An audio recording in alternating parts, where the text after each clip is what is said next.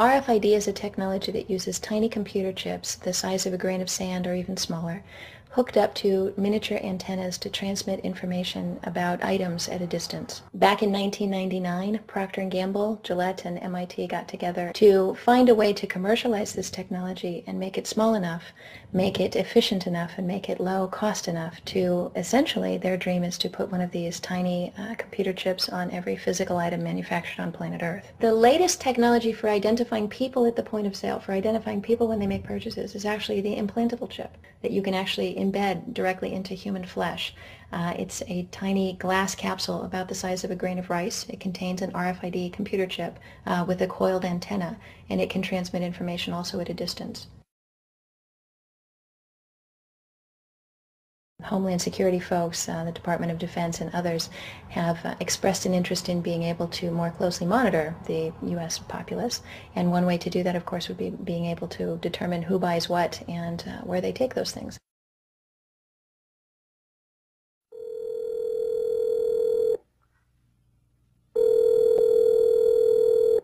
Pizza Palace, guaranteed hot in 30 minutes or it's free. This is Mary. May I take your order? Hi, Mary.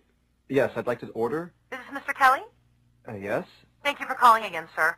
I show your national identification number is 610-204-999-8-45-5461. Is that correct? Yes. Thank you, Mr. Kelly. I see you live at 736 Montrose Court, but you're calling from your cell phone. Are you at home? I'm just leaving work, but I'm... Oh, we can deliver to Bob's Auto Supply. That's at 175 Lincoln Avenue, yes? No, I'm on my way home. How do you know all this stuff? We just got wired into the system, sir. Oh, well, I'd like to order a couple of your double meat special pizzas. Sure thing. There'll be a new $20 charge for those, sir. What do you mean? Sir, the system shows me that your medical records indicate that you have high blood pressure and extremely high cholesterol. Luckily, we have a new agreement with your national health care provider that allows us to sell you double meat pies as long as you agree to waive all future claims of liability. What? Do you agree, sir? You can sign the form when we deliver, but there is a charge for processing. The total is $67 even. $67? Well, that includes the delivery surcharge of $15 to cover the added risk to our driver of traveling through an orange zone. I live in an orange zone? Now you do. Looks like there was another robbery on Montrose yesterday. You could save $48 if you ordered our special Sprout Submarine Combo and picked it up yourself. Comes with tofu sticks. Those are very tasty, sir. Good value, too. But I want double meat. Well, I'm sure you can afford the $67 then. You just bought those tickets to Hawaii. They weren't cheap, eh? Oh, but I see you checked out the budget beach bum at the library last week. Up to you, sir. All right, all right. I'll get the Sprout subs. Good choice, sir. Gotta watch that waist if you're hitting the beach, eh? 42 inches. Wow. Man, I'd say tofu and Sprouts is, like, required. That's how much? Just between you and me, there's a $3 off coupon in this month's Total Men's Fitness magazine. Your wife Betty subscribes to that, right? Anyhow, clip that and it's $19.99 even. Whoa, looks like you maxed out on all your credit cards. Bring cash, okay?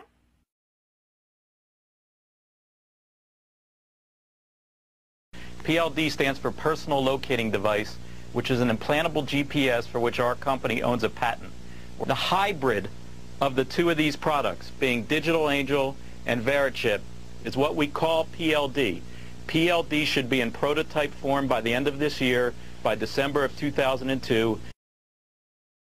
We have a Florida family who are really pioneers in a brave new world. They have volunteered to be the first ever to have microchip identification devices implanted into their body. After 9/11, I was really concerned with the security of my family. In the 1960s, Professor Jose Delgado took a normally hostile bull and implanted electrodes into its brain. Electrodes that could be activated by a radio transmitter. His objective was to see if stimulation of the bull's midbrain could short-circuit the rage signals, stopping the bull before it reached the matador. After the bull had recovered from the implantation and in mid-charge, the button was pressed. The bull's aggression ceased instantly. A clearer experiment was performed with cats. In this classic example, the hypothalamus, the rhythm maker, was implanted with electrodes. Could it be responsible not just for rhythms, but also for rage? The switch is turned.